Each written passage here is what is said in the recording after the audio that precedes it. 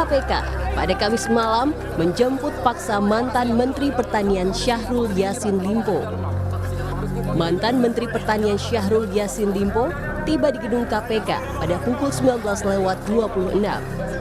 Sebelumnya, Syahrul Yassin Limpo dijadwalkan menjalani pemeriksaan KPK pada Rabu kemarin. Namun Syahrul meminta penjadwalan ulang karena ingin menjenguk ibunya yang sedang sakit di Makassar, Sulawesi Selatan.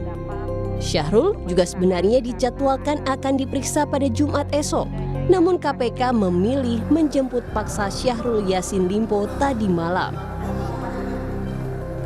Kekhawatiran melarikan diri, kemudian adanya kekhawatiran menghilangkan bukti-bukti begitu ya.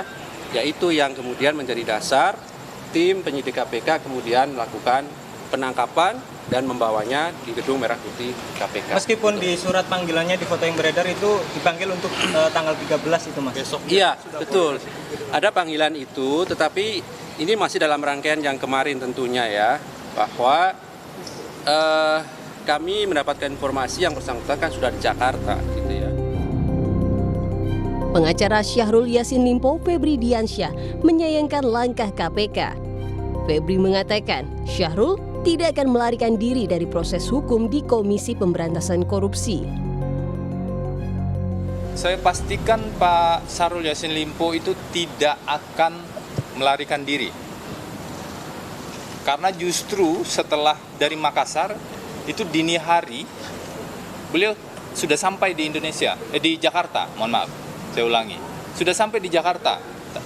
Seperti yang beliau sampaikan, ini adalah bentuk komitmen dengan sikap kooperatif. Jadi indikasi melarikan dirinya gimana? Kalau soal barang bukti sebenarnya KPK sudah dapat banyak sekali kan dari berbagai penggeledahan.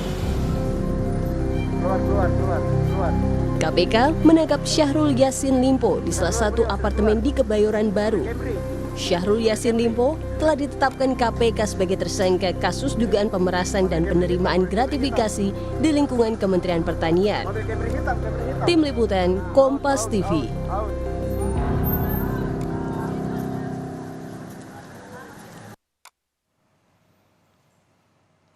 Saudara, KPK menetapkan 3 tersangka dalam kasus korupsi di Kementerian Pertanian, yaitu mantan Menteri Pertanian Syahrul Yassin Limpo serta Direktur Alat dan Mesin Pertanian Kementan Muhammad Hatta.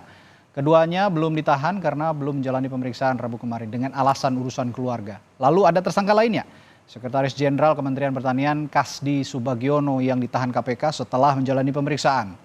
Syahrul diketahui mengajukan pra-peradilan atas statusnya sebagai tersangka. Dan sebelumnya KPK telah menggeledah rumah dinas Menteri Pertanian, rumah pribadi Syahrul Yassin Limpo di Makassar dan mengumpulkan sejumlah barang bukti. Di antaranya ada uang 30 miliar rupiah, 12 pucuk senjata api hingga mobil, termasuk sejumlah dokumen.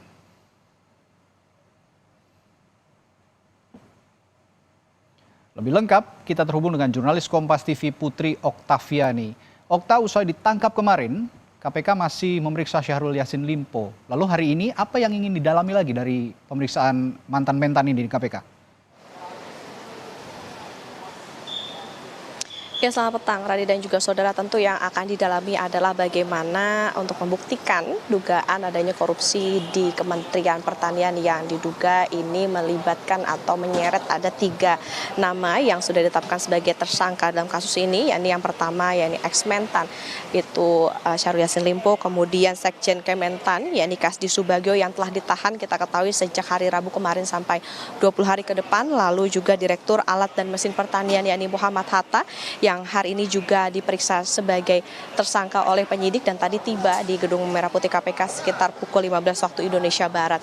Yassin Limpo, Radi dan juga saudara, sampai dengan saat ini masih dinantikan apakah nantinya akan ditanda seperti apa, karena dirinya masih menjalani pemeriksaan sejak pukul 19.15 waktu Indonesia Barat sejak kemarin.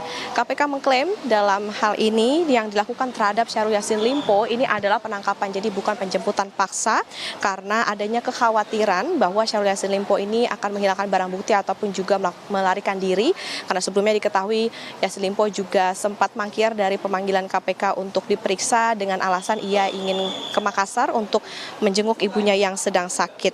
Dan Radi dan juga saudara, tentu KPK ingin mendalami dugaan korupsi yang terjadi, termasuk juga bagaimana temuan-temuan yang didapatkan dari hasil penggeledahan, misalnya saja uang 30 miliar dalam pecahan rupiah maupun juga asing, lalu juga 12 pucuk senjata api dan lain-lain.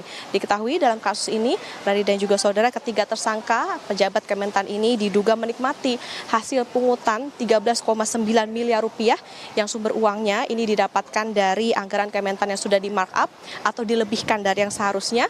Kemudian juga dari pungutan kepada eselon 1 dan 2 di Kementerian Pertanian ini dilakukan secara rutin. Dugaannya adalah jumlahnya bervariasi 4.000 sampai 10.000 dolar Amerika. Kemudian juga dari para vendor yang mendapatkan proyek dari Kementerian Pertanian. Diduga belasan miliar itu dinikmati untuk keperluan pribadi seperti membayar kartu kredit ataupun juga mencicil kendaraan mewah milik Syahrul Yassin Limpo. Jadi tentu yang didalami oleh KPK adalah untuk membuktikan dari mana uang itu berasal, digunakan untuk apa saja, lalu apakah ada mengalir ke pihak-pihak lain, misalnya ke partai politik. Ini yang tentu akan didalami oleh penyidik KPK. Dan nanti informasinya dari KPK akan melakukan konferensi pers, Radi dan juga saudara, sekitar pukul 18.30 waktu Indonesia Barat. Ini tentu yang akan dinantikan bersama dan akan kita pantau bersama dari pihak KPK untuk membuka lebih terang dan jelas bagaimana kelanjutan dari dugaan korupsi di Kementerian Pertanian, termasuk juga pemeriksaan yang dilakukan terhadap Syahrul Yassin Limpo sejak pukul 19.15 waktu Indonesia Barat kemarin, dan juga terhadap Direktur dari Kementerian Pertanian yang tadi tiba sekitar pukul 15 waktu Indonesia Barat. Radi? Ya, yang menarik juga bukan hanya di Kementerian Pertanian, namun tadi yang disebutkan juga oleh Anda tadi, Okta, bahwa Wakil Ketua KPK Johanis Tanak juga sempat menyinggung bahwa ada dugaan aliran dana ke partai politik dari kasus ini. Kita akan nantikan lebih lanjut perkembangan kasus ini nanti. Terima kasih Putri Oktaviani dari Gedung KPK Jakarta.